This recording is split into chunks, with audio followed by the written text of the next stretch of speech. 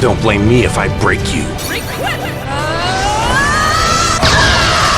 Regret your arrogance when I'm through with you! Again, another awesome chapter for Fairy Tail. You know, a lot went down in this chapter. Now, in the last chapter, we saw that the Fairy Tail got handled by the Sparring 12, and then everyone thought that, oh, Fairy Tail's done for. But I said that, yo, Fairy Tail's still warming up. They're gonna get started in the next chapter, and I was right. That's exactly what happened. And inside this chapter, we reveal Brandish's true objective, why she entered Lucy's house. Let's talk about Natsu first.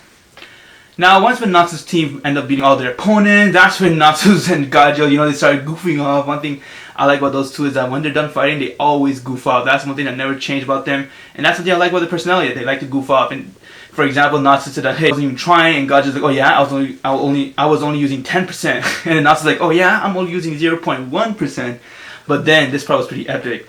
The man that Natsu beat, he got up and said, you guys are so weak. You Fairy Tail cannot handle us. How you expect to go in front of the entire empire? And that's when Natsu goes, bam! Decks this guy so hard, and Dex uppercuts, and this guy flew so high in the air that he crashed to Ajil's ship. Now, my girl Urza, when she was fighting Ajil, she couldn't requip, but then all of a sudden she was able to requip. She requipped to her God Wind form.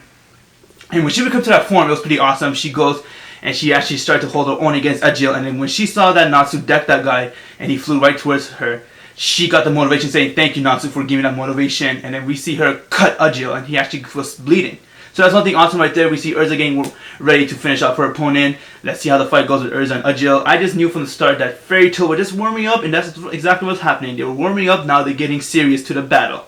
Now let's talk about Lucy and Brandish. She came inside Lucy's tub, and now this was pretty much, the first half of the chapter was pretty much a battle of those two sitting inside the tub naked. Like, again, Hero added so much unnecessary fan service.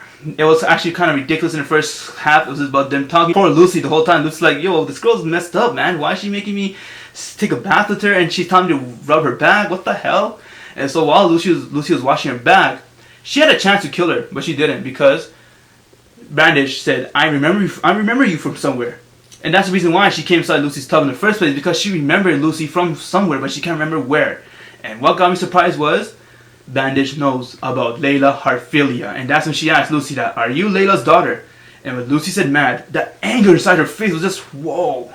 And as she went and she turned Lucy's entire house small, and Lucy literally came out, and now it was a battle between her and Brandish. But then Cana comes to help her, and when I saw that, I was like, yo, it's bringing back memory, back from the Tender Island when Cana and Lucy teamed up to go and get the S-class rank visit for Cana. It was just the same memory right here as those two team up, get ready to fight. Lucy uses her Celestial Spirit to equip, and now we have a battle between Lucy, Cana versus her. Now my question is, what was Layla Harphilia's deal? How does Brandish know her, and why she has a grudge against Layla? Clearly she has a grudge is the reason why when Lucy confessed that yes, she's my mother, she tried to kill Lucy and she turned the entire house small. So my question is, what happened between those two?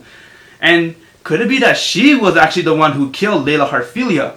In the anime and manga, they show that Layla Harphilia died, but they didn't really explain her death. But could it be that Brandish was really involved with her death? Find out more about this in the next chapter, but I honestly like this chapter. It's really interesting, especially the Fairy Tail when they're getting warmed up again and they start to win the battle. I like that fact. I really like that. And Urza finally get to requip, and she managed to wound Ajil. That was pretty awesome right there. I rate this chapter a 9 out of 10. And now next chapter, hopefully we can see the final battle with Urza and Ajil, and then we can see what is the deal with Brandish and Layla Harphilia, and we can see what else is happening. Hopefully we can see some battle, some action with Loxus too.